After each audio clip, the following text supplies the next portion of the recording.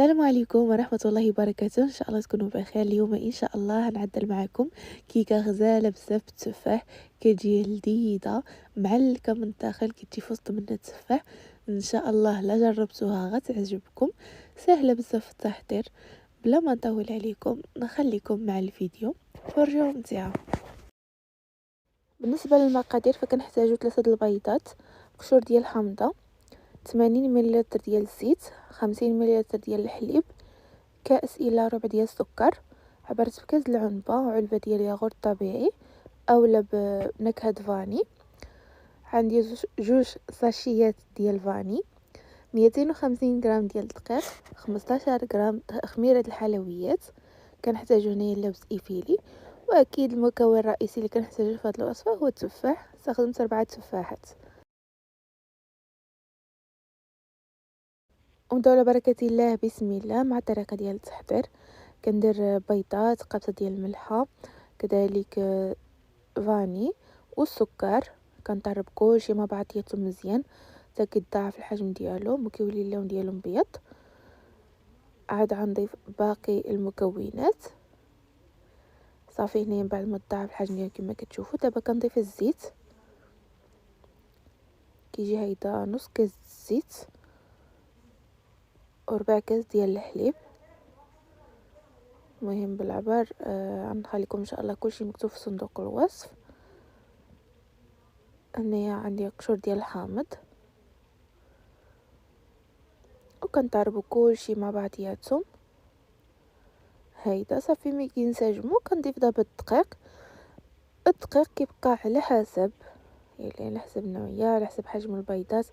يقدر يديلكم قل او اكثر. كذلك خميره الحليب 15 غرام ضفت غربلتها صافي. دا كنبقى نضيف دقيق شويه شويه حتى كنتحصل على القوام اللي خصني.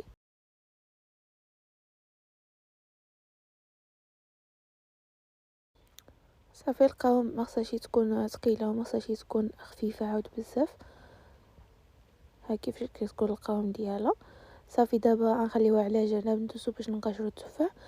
خليته حتى اخر لحظه باش ما يتاكسدش ويتبدل اللون ديالو.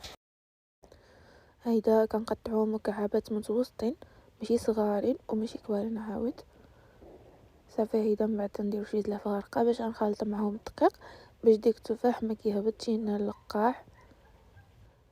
هيدا معلقه كبيره الدقيق حتى معلقه ونص. صافي هنايا كناخدو المول، استخدمت هاد المول هذا. كنرشو عليه الزبده اولا الزيت اللي كان، وغنديرو الخليط ديال الكيك. بحق ما نديرش كامل، غندير النص بعدا نوزع التفاح، عاد نضيف نص اخر باش داك التفاح كيجي موزع في الكيكه كامله.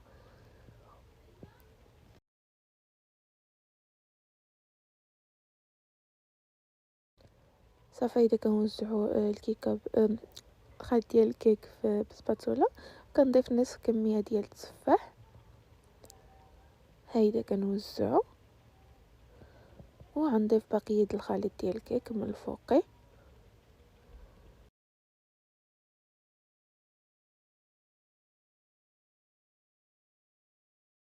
من بعد ما ضفت خليط ديال الكيك هيدا كنوزعو، عاود كنضيف داك التفاح اللي بقى من الفوقي هيدا، وكذلك اللوز ايفيلي. هيدا كنعمر مزيان صافي على نار تكون متوسطه.